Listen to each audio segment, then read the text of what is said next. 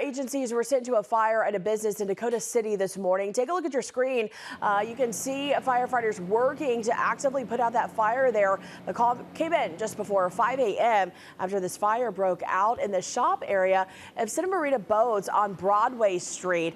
When they arrived, the fire was visible through the roof. Officials say that fire is believed to have started on the west side of the building in the shop area.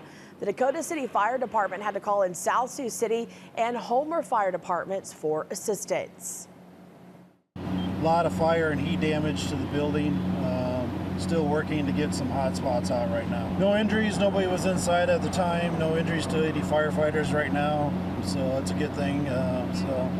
No, just working on getting some hot spots out right now and start the investigation. There was a boat inside the shop when the fire started and had to be pulled out while firefighters worked to get the fire under control. As for the cause of the fire, it remains under investigation.